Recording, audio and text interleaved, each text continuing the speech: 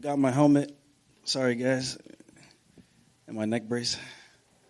Aljamain, I guess, man, we know what a journey it's been to get back to this point and just to all the things you've had to deal with. So I just wonder, we'll be right in front. It's yours. Yeah, I guess, how good does it feel to just finally be at this point, to finally be at fight week and, not dealing with all, first the repercussions, then the build-up and everything, and just being ready for a fight? It feels like a farce, man. It almost feels like a fable that wasn't going to ever come true. One of those things that just kind of just made up. I had a lot of obstacles just to get back here, and I'm super fortunate, super blessed. And that's been the theme of this camp, because a lot of ups and downs from not being ready, my body not cooperating with me. I think I just cut my PT too early, trying to jump in for a fight that I was told that I wasn't ready for yet.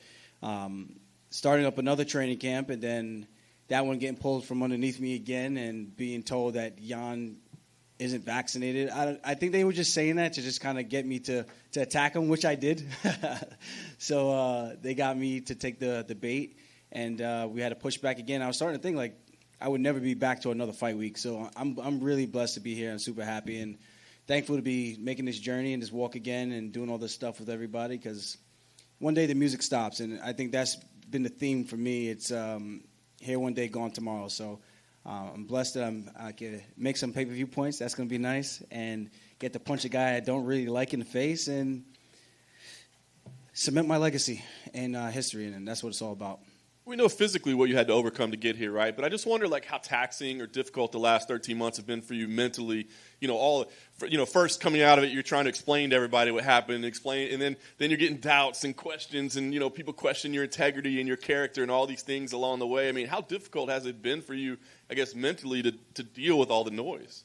Not too bad. In the beginning, I was trying to get people to understand. They were asking me, like, why I look like that, and then as I tell them, they shit on me. So I'm just like, all right, at this point, if you guys are going to make fun of me, I'm going to make fun of you. I'm going to take this and run with it. So people were saying they didn't like the way I handled it. I'm like, let's be straight here. I handled it this way because of the people. If it wasn't for that, again, the way I let the belt go in the Octagon, I think that shows exactly how I felt about it. And even despite that, I felt like I was a champ when I beat Corey Sandhagen. The media said the same thing. We were the highest-ranked guys. We should have been fighting for the belt. Not a guy coming off of a loss, and not a guy who just beat a retired Uriah Faber. Uriah Faber is great, but he did his work back in the day, not currently. So for him to get a title shot, both those guys, they did not belong in that title shot situation, and we know how the UFC operates. So at the end of the day, is what have you done for me lately? And I felt like the champ going into that fight, so no one could ever tell me you're the most unqualified champion. I'm like, listen, dude, if you know what you're watching and you understand and follow the sport, then you know that I was the guy that should have been there the entire time. So it is what it is. For me, Saturday night, I get to defend my belt and right the wrong, and my first title defense is Petr Yan. So we had a controversial ending. The fight was going his way. I already admitted that multiple times, and people still decided to go over that. And it is what it is. So you harp at me, I'm going to do the same thing and just dish it right back. And I like to have a little bit of fun with it. Nice. How much intel did you get for that first one, right? I mean, we know that you're saying, look, I'm a different guy now. I had surgery. I made some mistakes. I'm different. But from your perspective, how much intel did you get in that fight that you feel is useful? I mean, did anything surprise you or anything you're like, oh, now I know I can use that against you?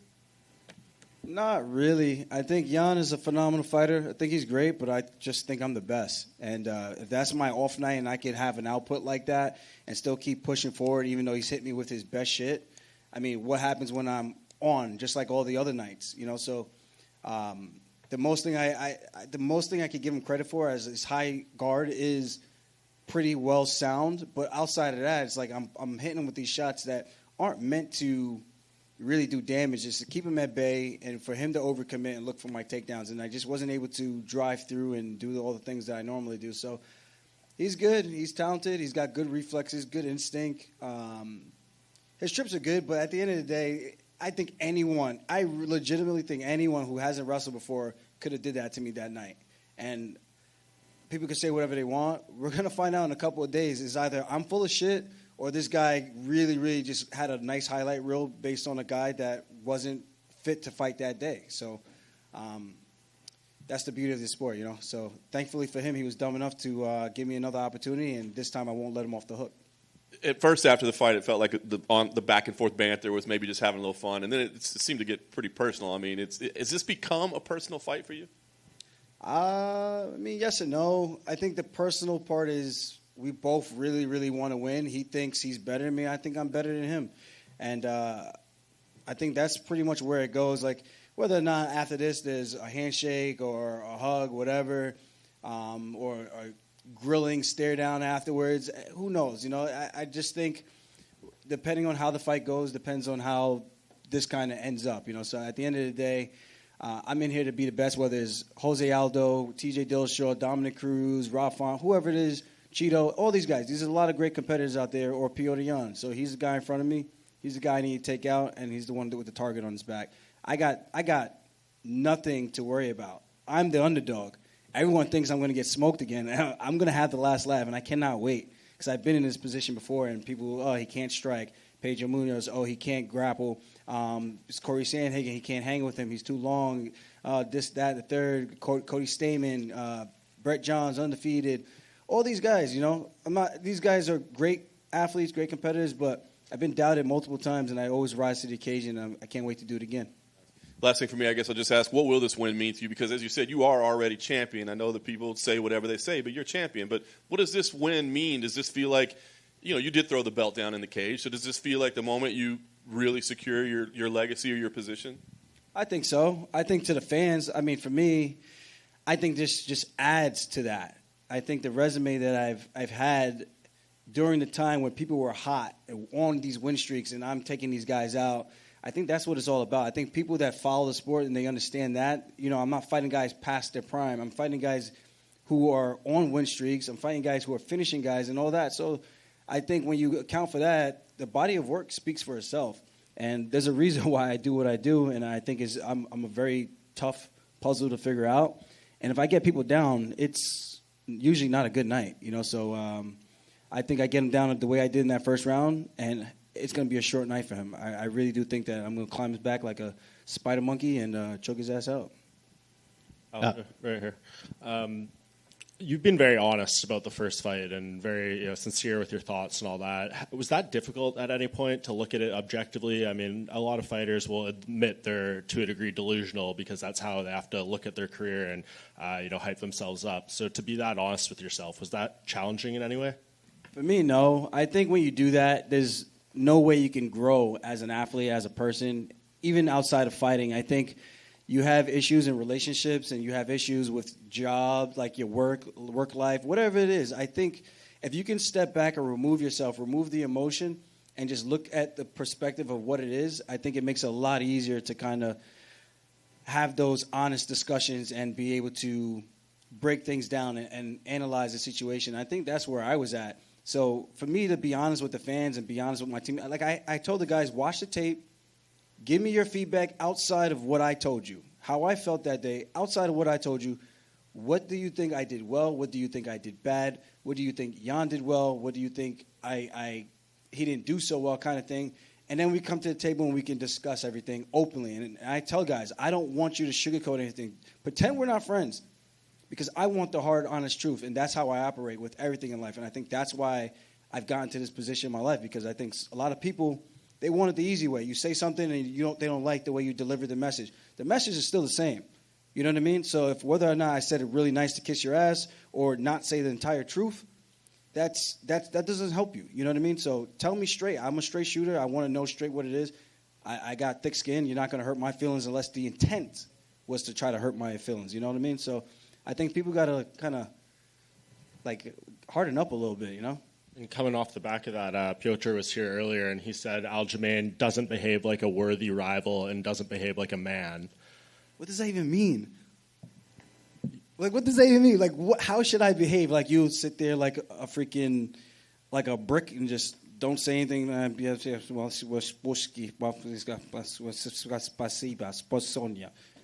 Like, what? That's a man? I guess that makes you a man. I don't know. Like, I like to have fun. I like to enjoy my life. I'm enjoying the ride, so I'm sorry that he thinks the way I enjoy my life doesn't fit him. But no one's going to tell me how to live. No one's going to tell me what's a man. Like, a man's handling your shit and your responsibility, and that's what I'm doing. And Saturday night, I got responsibility I'm going to handle. I'm going to handle that shit, and that's the way I respond to that. Aljo over here. To go by Petr being in here earlier and saying things, he said that if before Saturday he and his team run into you and your team, it's going to be on, and essentially his team will take out your team. What's your reaction to that, and have you seen him this week so far? I have not seen him. I honestly kind of want to see him just to see what will happen. I mean, I'm calm, cool, collected, so it's I go for the energy he's going to bring, you know. So if he thinks it's going to be on, then I'm ready, you know. I'm more than ready. I'm ready now. I'm ready Saturday. So if you really want to do something, I'm right here. I'm in the same hotel as you. You can find me.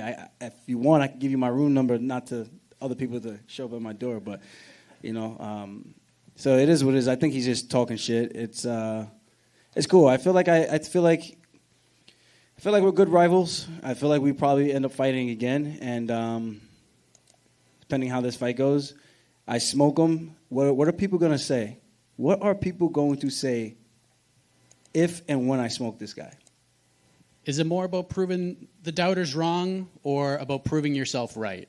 How does that sort of balance out in your mind? A little bit of both. It's a little sweet to kind of stick it to people a little bit, you know, kind of rub it in their faces. People did it to me, and when I do it back, I just hope people can take it the same way I had to take it for 13 months, you know. So I'm ready to just end this chapter and move on to the next one. You know, I got a lot of guys that I want to take out, and Petr Yan is a big one. People rate him super, super highly, and he's either going to look stupid or I'm going to look really stupid. So it's one of the two. People have him as this huge betting favorite. Let's see if he rises to the occasion and do what he's supposed to do. And then last thing, you sort of talked about the rivalry, and you feel like there's a chance that even down the road you guys will fight again. I know you have a lot of fighting left in your career. You're far from done, but when your career is done, do you feel like when they write the Aljamain Sterling autobiography, there's going to be multiple chapters on this rivalry with Petr Yan? Do you think he'll be your greatest competitive rival? Possibly. I think the whole storyline with everything, the way he leapfrogged me over something that he didn't deserve or earn, I think there's a lot to unfold in our history with each other. So I'm excited about it, and just however this fight goes, I really do think I'm going to run through this man. And like I said, people think he's good. If and when I run through him, what are people going to say about me? I mean, do I become the greatest of all time? You know what I mean? In this division, I don't know. There's a lot of histories to still be written, a lot of fights to still be had, and this is just another one on the checklist.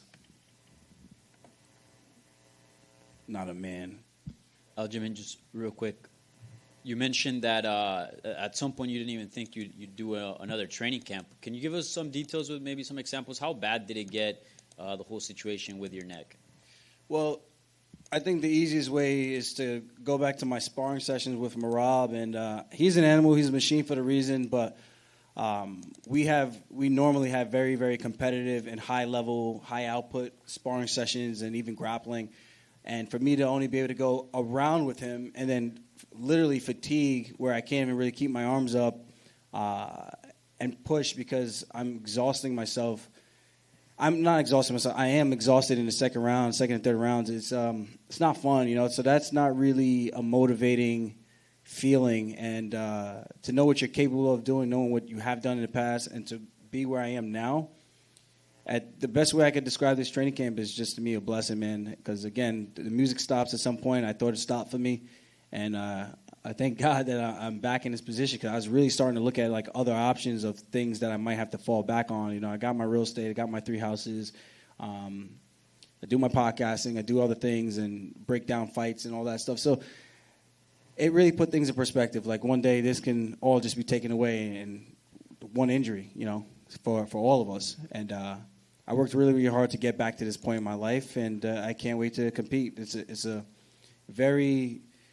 Now I feel motivated. I was starting to become not resentful, but like deflated. Just like, man, I don't know if this is going to happen for me. I don't think it's back in the cards for me. I know people were saying that I shouldn't have gone there. I'm not going to be the same. I tell you what, I'm past the same. I'm way past that. I'm way better, and I think the physique shows it.